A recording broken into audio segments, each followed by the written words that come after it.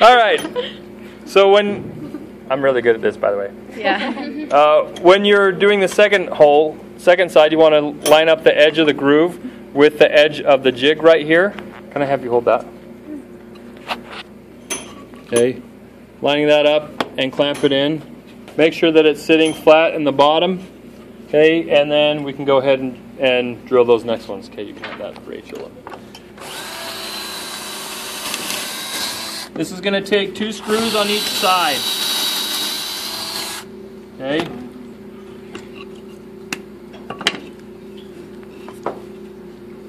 Lining up my edge. Groove's facing me. Drilling in A and drilling in B. Hey, that rhymes. We should make it a song.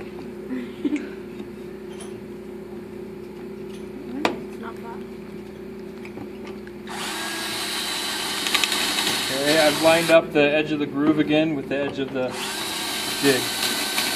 Okay, so now I've got that, my pocket holes.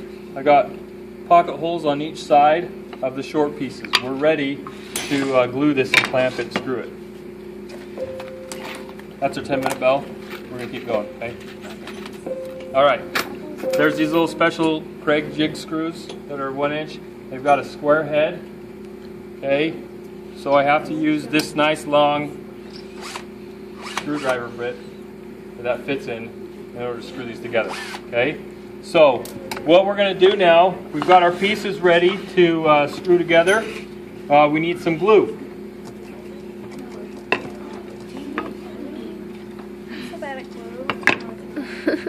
And I'm just going to kind of lay this out, make sure I've got it about correct, lined up.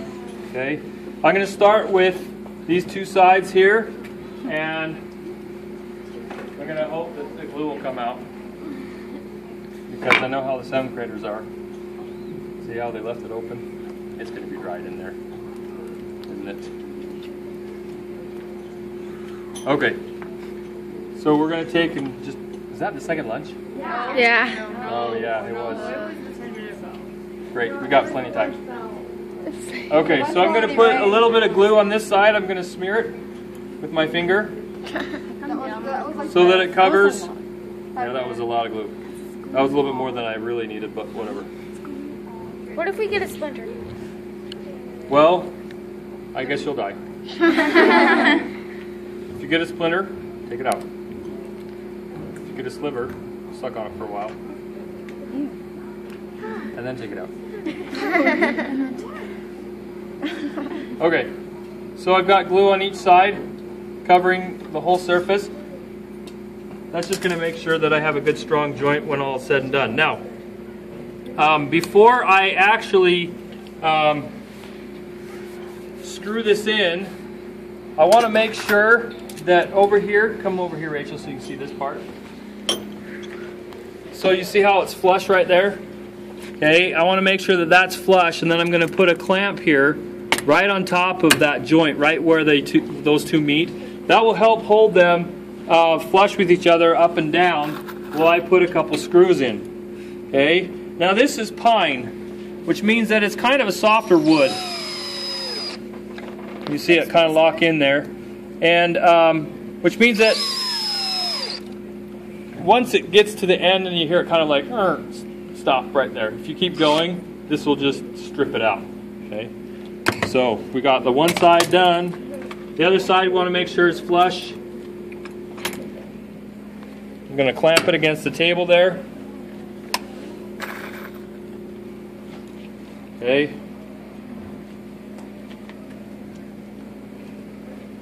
Screw that in. The clamp also makes it so that you don't accidentally, oh my goodness. I think that screw might have gone all the way through. I think my setting might have changed. Alright. So we've got that side. Screws in. They're not sticking out the front. That's good. Okay, we're going to do the other side here. Same process. Putting a little bit of glue on the sides and screwing it down.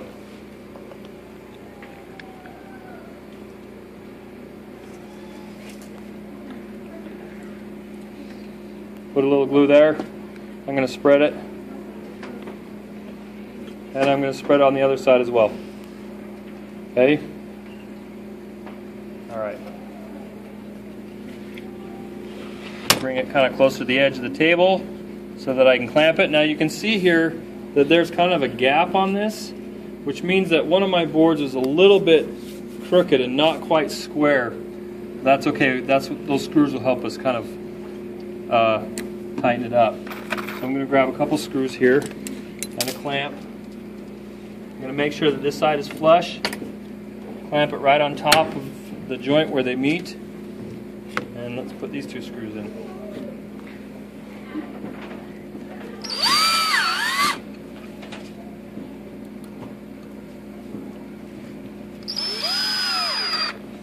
Okay, now this one, because I've got a gap, I'm going to have a friend help me. And I want you to squeeze the sides together. Yep. Squeeze those sides. I'm going to make sure it's flush here. Got it? And I'm going to clamp it. And then we can use these screws to help hold it in.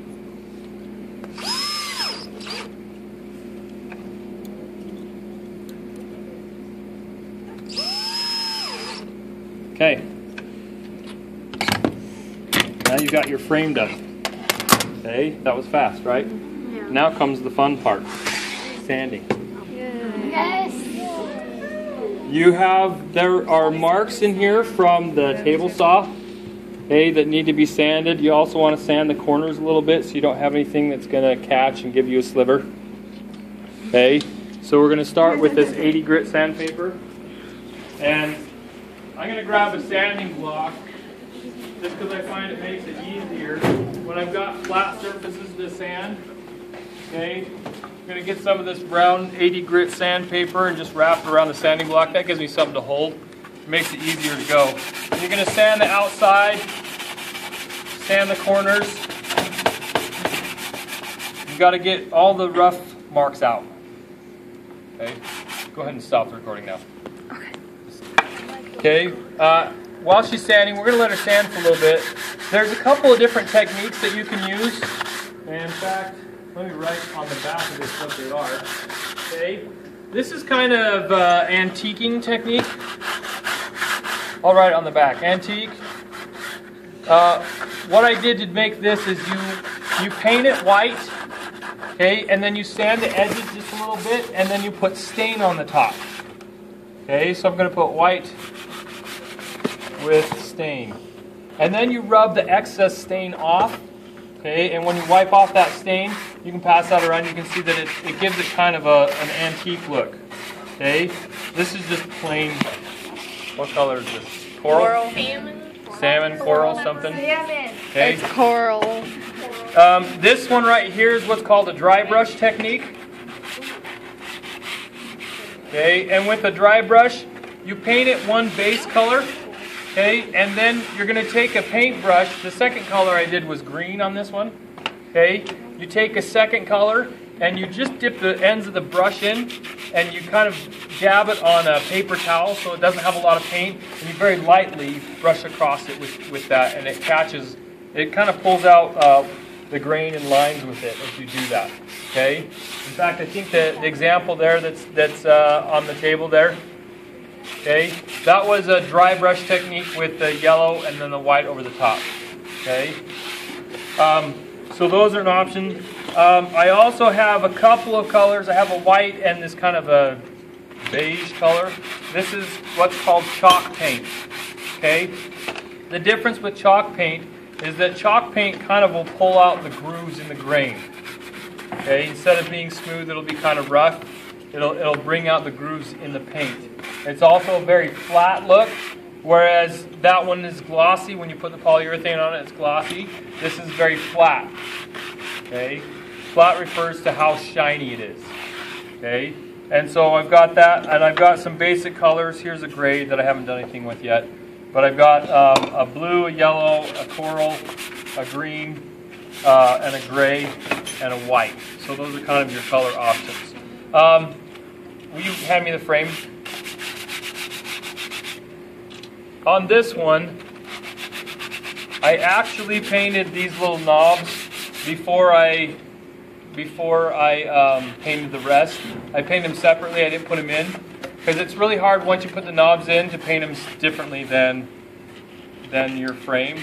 If you want it to be the same color as your frame, no big deal. Put them in, paint it as you go.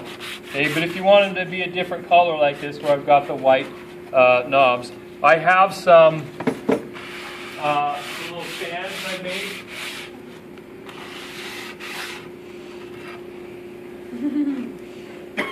Somewhere. I have to go find it.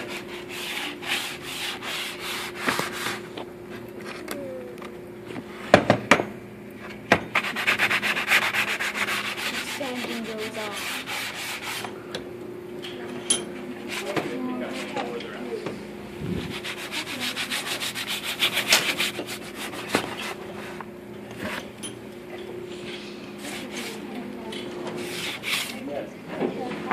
I'm trying to be somewhat organized.